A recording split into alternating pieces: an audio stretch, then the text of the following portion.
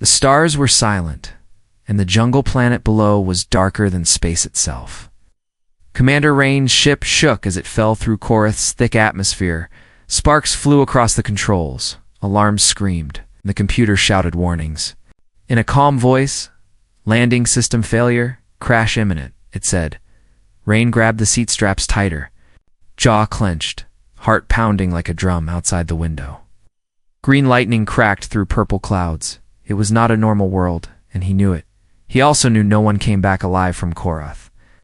Moments later, the ship hit the ground hard, sliding across wet soil, smashing through trees. Everything went black for a few seconds, then silence. Only the sound of soft rain tapping the broken ship's hull. Rain opened his eyes slowly, dizzy, bleeding from a small cut on his forehead. He looked around. No one else had survived. The crew was gone, the ship was dead, and help was weeks away. He was truly alone. He stepped outside into the humid jungle, where plants glowed faint blue in the dark. The air smelled wild, a mix of wet earth, strange flowers, and danger. He activated his emergency beacon and whispered, "Please, let this work."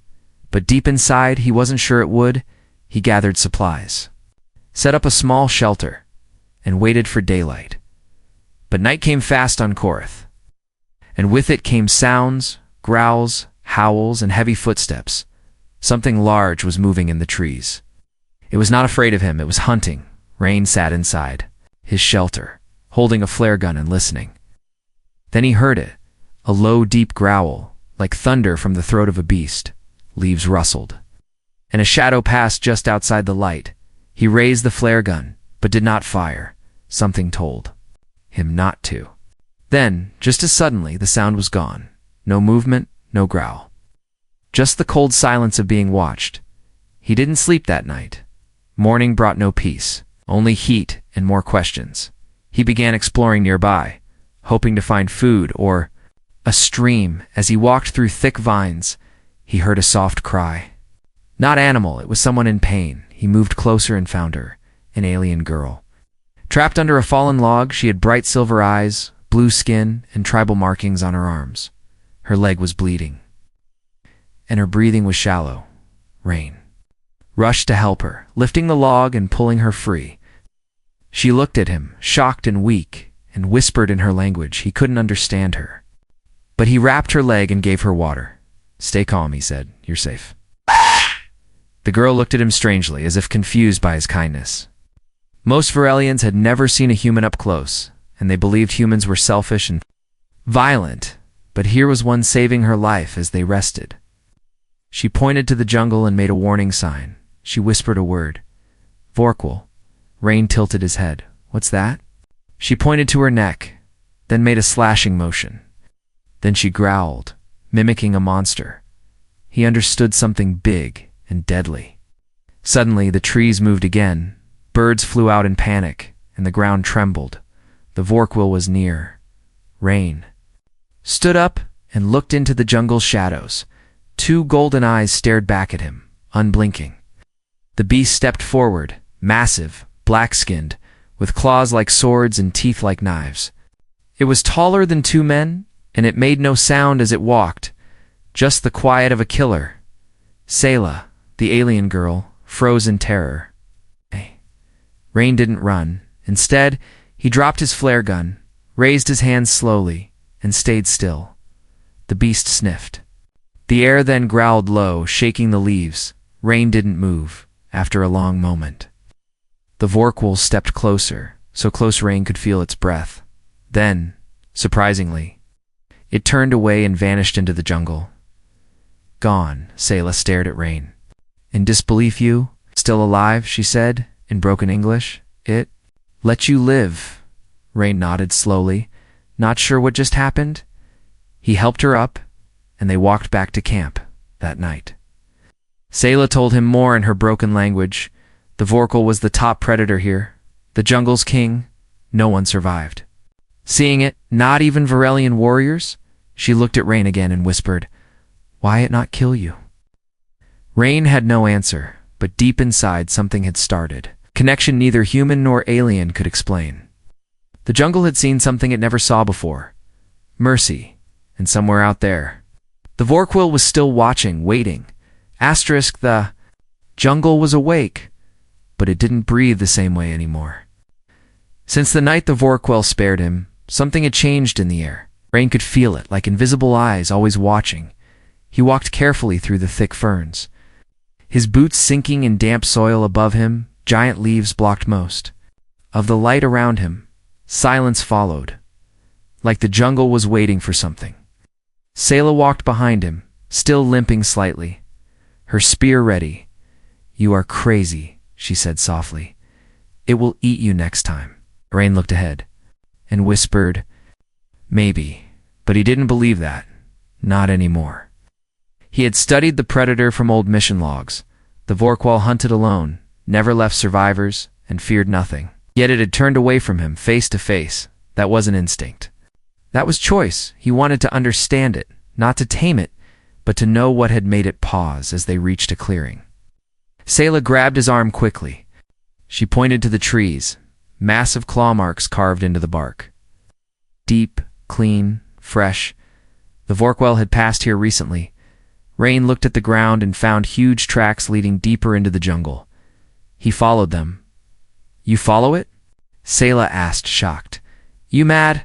I have to," he replied. "It spared me. Maybe to hunt later," she muttered.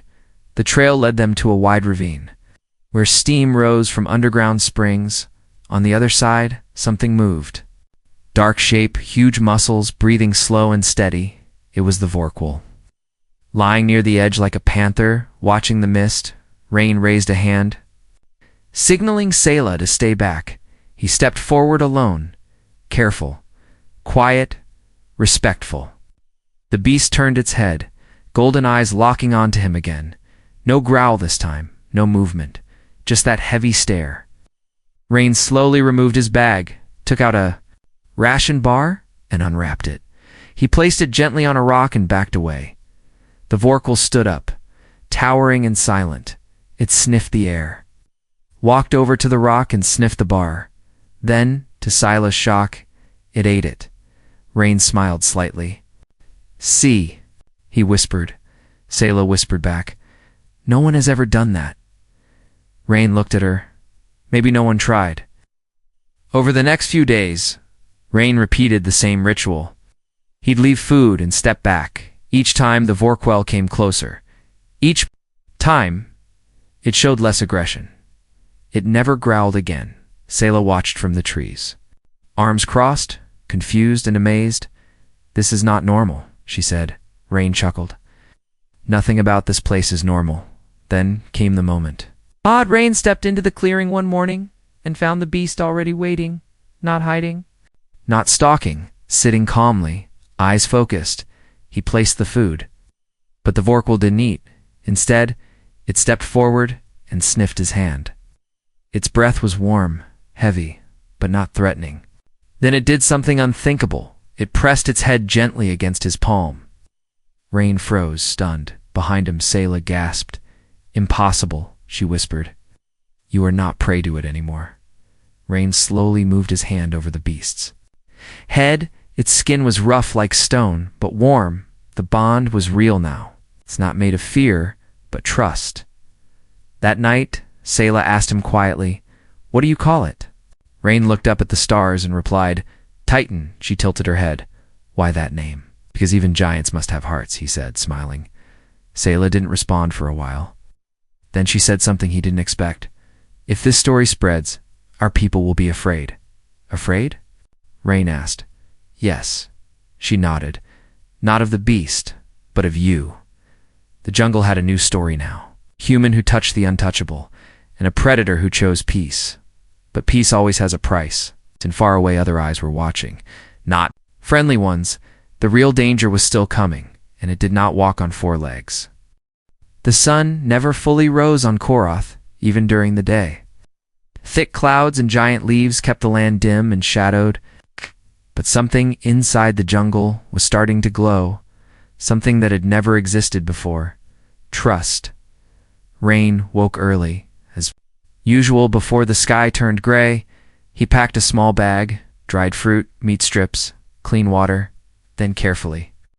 He took a soft cloth and wrapped a crystal he had found near the crash site. It pulsed gently with a blue light. Not valuable, but beautiful, a gift. Sayla watched from the shelter, arms folded, eyes half closed. You feed it, now you bring it gifts.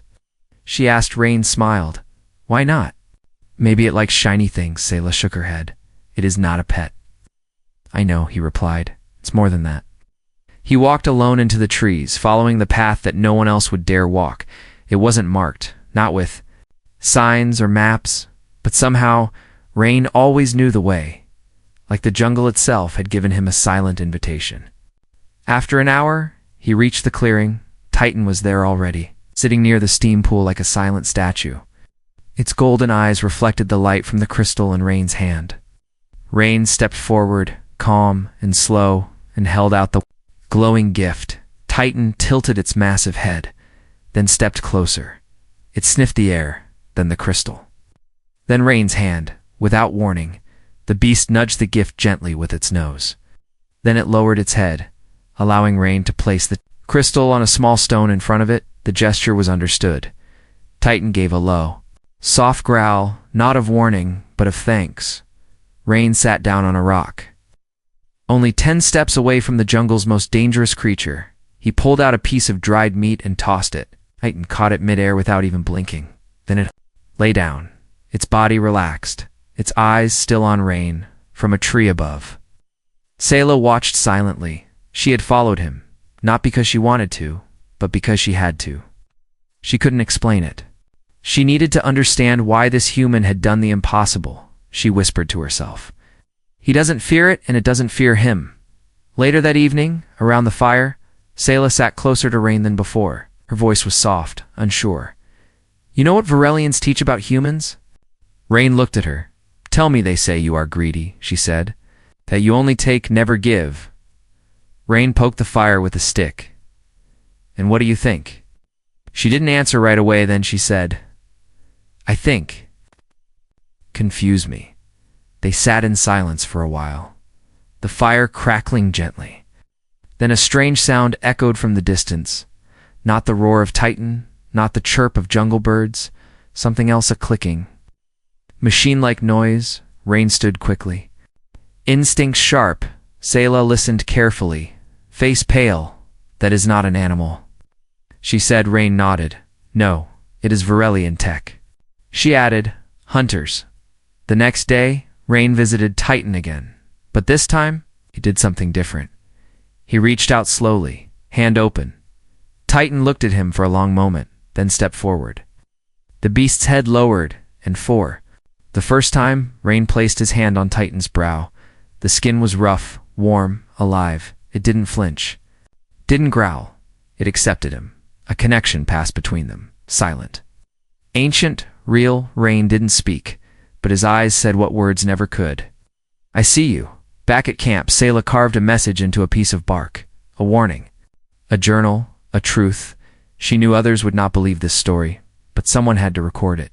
She titled it, The Human Who Walked with the Beast. But even as she wrote, the jungle changed again. The air smelled of metal, the wind carried tension. Something new had entered the forest.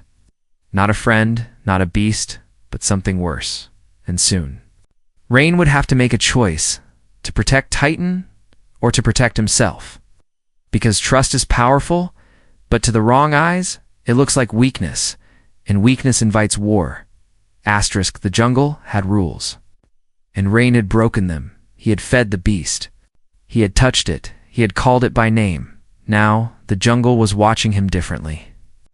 But something else was watching too. Something not born of vines or teeth. Something metallic, cold and angry. It came from the sky without sound. A black ship hidden under cloaking. Sliding through clouds like a shadow, its belly opened, and 4 Varelian hunters dropped silently into the trees. Their armor gleamed like bone, and their eyes glowed red through visors.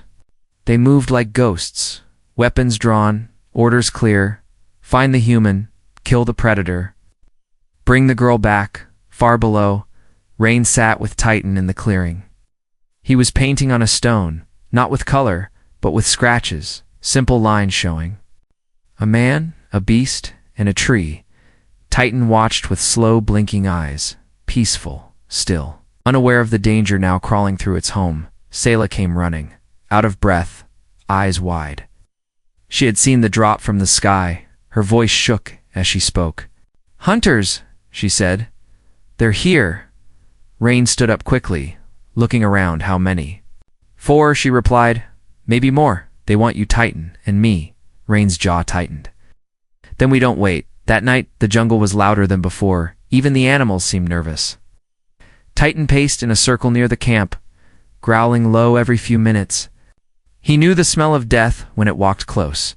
Rain set traps, made alarms with cans and thread. Sayla stayed close to Titan, her spear ready. She had grown to respect the beast now, but more than that, she feared what would happen if it was taken. Then, the first trap went off. A clang, a shout, a hiss of gas. Rain jumped to his feet just in time to see a hunter leap through the air. He fired a flare gun straight at its chest. The flame burst. Blinding white, the hunter fell back, armor smoking. Titan roared, not just loud, but deep enough to shake the trees. The other hunters closed in, moving fast. One aimed a net cannon at Titan. The beast dodged and slammed into him with its shoulder. Cracking his armor like dry bark, another hunter threw a blade toward Sayla. Rain tackled her down just in time, the blade slicing the air above them. It was chaos. Firelight, screams, roars, snapping branches. But in the center of it all stood Titan, not running, not hiding, fighting, protecting. When the last hunter tried to retreat, Titan grabbed him by the leg and flung him into a tree. His armor sparked, then went still. Silence returned, but it was heavier now. The jungle was red with wounds. Rain walked slowly to Titan, who was breathing hard, blood on his side. He placed a hand gently on the beast's neck. "Good boy," he said softly. Titan lowered his head, tired but alive. Sayla looked at the bodies, then at Rain. "Do you know what this means?" Rain nodded. "They won't stop. They think you're dangerous now," she said more than ever. He looked up at the stars. "They're right." That night, Sayla made her choice. She sent a secret signal to her people. Not a warning, but a message. "Don't attack," it said. "Don't hunt. The beast is not the threat. Fear the one who walks beside it." The message was intercepted. The Varelian Council read it in silence. Then they gave a new order. Bring them all, alive if possible, but dead if needed. Back in the jungle, Rain sat by the fire. Titan lay beside him, massive and calm. Sayla sharpened her blade with slow, focused hands. The human, the girl, and the beast had become something new. A trio the galaxy had never seen, but the galaxy doesn't like things it cannot control, and soon it would try to erase them, one jungle at a time. Blood on the leaves, blood on the claws, blood on the hands of a human who never expected to care. Titan was wounded, not a small cut. A deep gash across the side, burned by Varelian plasma. Every breath he took came with a low growl of pain. The mighty predator, the apex of the jungle, now lay shaking beneath the trees. Rain knelt beside him, shirt ripped, hands stained red. He pressed cloth against the wound, whispering softly. "Stay with me," he said. "You're not dying here." Sayla stood nearby, looking out into the jungle with sharp eyes. She had cleaned her blade twice, but her hands still shook, not from fear, but from something else. "Worry. He's losing too much blood," she said. Quietly, Rain didn't look up. "Then help me stop it." Sayla hesitated. Her people saw the Vorkwal as untouchable, sacred even, but now this human treated it like a friend. Like a brother, she stepped forward, knees hitting the soil beside. "Rain. Hold him," she said. Together, they worked in silence. Wrapping the wound, cleaning the burns, cooling the fever. Rain poured water gently over Titan's mouth. The beast drank slowly, eyes half closed but focused on Rain's face. Hours passed, and the jungle watched, not with hunger, but with curiosity. It had never seen this before, a man saving the monster. That night, the fire was small. Rain didn't sleep. He sat beside Titan, whispering stories, old Earth memories, jokes. Dreams. Titan didn't answer, but he listened. His breathing was slow, steady, present in the morning. Titan stood on shaky legs. He growled softly and pressed his head against Rain's chest. It wasn't just a gesture, it was thanks, it was trust, it was family. Sayla watched with wide eyes. "You did it," she whispered. "You healed him?" Rain shook his head. "He healed me too," he said. "I just didn't know it, but peace never lasts in the jungle of stars. Not when warships are already orbiting above, far away." In a Varelian control room, Sayla's message had been twisted. Her words of warning were changed to betrayal. "She's protecting the human," the commander said. "She's bonding with the beast." "Then she is no longer one of us," another voice replied. The council gave the order. "Deploy the hunter squad. Wipe the jungle clean, back on Korath." Birds flew from the treetops in a sudden panic. Rain heard the distant hum of engines, low, deep, unnatural. He stood quickly, eyes scanning the sky. "Ships," Sayla said. "They're coming. Not scouts this time," Rain muttered. "An army."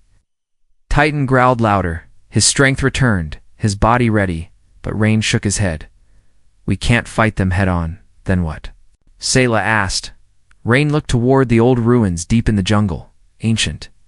"Overgrown, forgotten by most. We hide," he said. "We survive." As they ran, Titan followed closely, keeping low, despite his size. He moved like smoke between trees. Rain turned to look back just once. Smoke rose from the direction of their camp. Burned, erased, the past was gone. Only the bond remained as they reached the ruins. Sayla stopped and placed her hand on Titan's side. He looked at her, not with hunger, but understanding. "Never thought I would care for a creature like you," she whispered. Titan blinked slowly.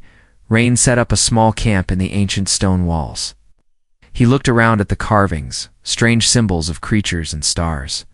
"This place is older than both our races," he said, "and now it's our last refuge, above." The ships circled like hawks. They did not know yet where the human had gone. But they would find him, they always did.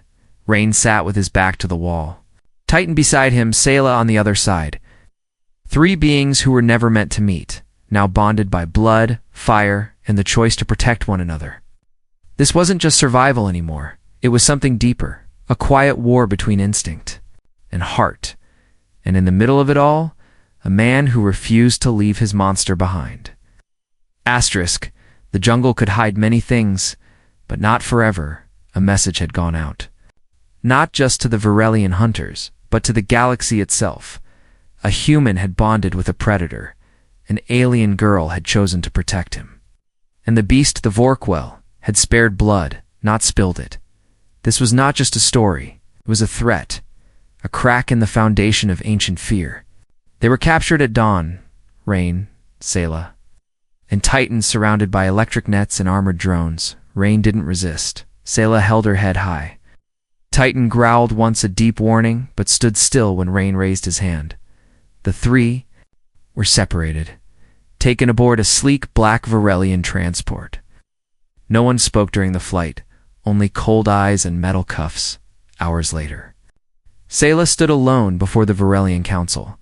A circle of tall figures in silver robes, faces hidden behind glowing masks. Their voices echoed like wind through stone. "You disobeyed orders," one said. "You aided a human," said another. "You protected a predator," said a third. Sayla did not flinch. "I protected life," she answered. "I followed truth." They called her foolish, emotional, corrupted by the human. She stepped forward boldly. "Then judge me for mercy," she said, "not for weakness." Rain sat in a chamber above, watching through a glass wall. He could not hear, but he could feel the tension. His fists were clenched. His jaw tight. He had saved lives, tamed a monster. And now he was being treated like one. In another cell, Titan paced slowly. Two guards watched him behind a reinforced barrier. They whispered about how this beast had killed warriors, how it bowed to a human, how it might be smarter than anyone expected. "I was taught the Vorkwall cannot be reasoned with," she said, but it listened. "I was told humans are destroyers, but he healed. I was told loyalty only belongs to Varelians, but he earned it from a predator." The council murmured, shifting uneasily. The truth was dangerous, but silencing it might be even worse. Then the doors opened. Unexpected. unplanned. Rain stepped inside, escorted by guards. He looked around calmly, eyes sharp. "I would like to speak," he said. The room fell silent. Even the guards hesitated. "You have no place here," a counselor said. Rain nodded. "I agree. But the galaxy's watching. And I'm the reason why." He walked to Salus. Sighed. "She didn't betray you," he said. "She reminded you what it means to care." "You call us weak," he continued, "because we feel that. But feelings stopped a beast from killing me. Feelings made me risk my life to save. It and feelings are the only reason I'm not your enemy." The room was still. A single heartbeat echoed through the silence. Then the chamber shook, not from anger, from weight. Titan had arrived. No one had brought him. No one had stopped him. He had broken his cell, ignored the guards, walked calmly through metal doors. And now he stood before the council, unchained, unafraid. He didn't growl. He didn't attack. He simply sat beside Rain. Like a guardian, like a friend, the council didn't move. Not out of power, out of fear. One voice finally spoke. "What do you want, human?" Rain looked them all in the eyes. "Let us go," he said, "not as enemies, but as proof. Proof that fear doesn't have to rule us." Minutes passed. No answer then. Slowly, one counselor stood. He removed his mask, revealing a face older than stone, tired, wise, but uncertain. "We have no law for this," he said. "Then maybe," Selah whispered, "it's time we write one." The galaxy was not built for change. It was built on fear, on walls, on names whispered in warning. But sometimes one story breaks the pattern. Sometimes one bond shakes the sky. Rain stood at the edge of the council platform, looking out at a world he had once crashed into. Korath, wild, brutal, beautiful. A place that had tried to kill him. A place that had taught him how to live. Beside him stood Selah, calm and proud. Once a soldier, now something more. Once told to fear humans, now choosing to walk with one. And behind them, towering like a mountain, was Titan. No longer just a predator. Now, a symbol of what could happen when instincts are questioned, and hearts are trusted. The council had not given a clear answer, but they had done something more powerful than words. They had stepped aside. The message was sent across systems, through outposts, into military feeds. Not a declaration of war, not a surrender, just a broadcast. A video of a human standing beside an alien girl and a beast bowing its head in peace. Some laughed. Some were afraid. But a few, just a few, leaned closer to their screens and whispered, "What if it's true?" In the jungle below, life began to shift. The animals no longer ran from the sound of Titan's roar. Varelian scouts watched from the trees, not with rifles, but with open eyes. And for the first time in years, the planet's soil felt less like a grave and more like a seed. Rain spent his days rebuilding the shelter, not as a base, but as a home. Selah helped him map the jungle, not to avoid it, but to understand it. Titan followed them always, never chained, never commanded, just present. One evening as the red sun dipped below the hills, Selah sat beside Rain on a high rock ledge. "Do you think they'll come back?" she asked. He nodded. "Yes, more hunters." "Maybe," he said, "but maybe also more like us." She looked at Titan, who was curled near the cliff edge, watching the sky. "I wonder what he dreams about," she whispered. Rain smiled, probably flying below them. The jungle breathed with peace. Above them, the stars began to change, because the story had spread across colonies through hidden channels, across battle stations and diplomatic halls. And each time it was told, the details grew clearer. A human, an alien, and the apex predator of a death world, not in war, but in unity. Some called it a lie, some called it prophecy, but the story had a title now. Carved in both Earth script and Varelian tongue, the man who tamed the beast who chose peace. It's the girl who believed anyway, and across the stars, hearts began to question what else could change. What other truths were waiting behind fear?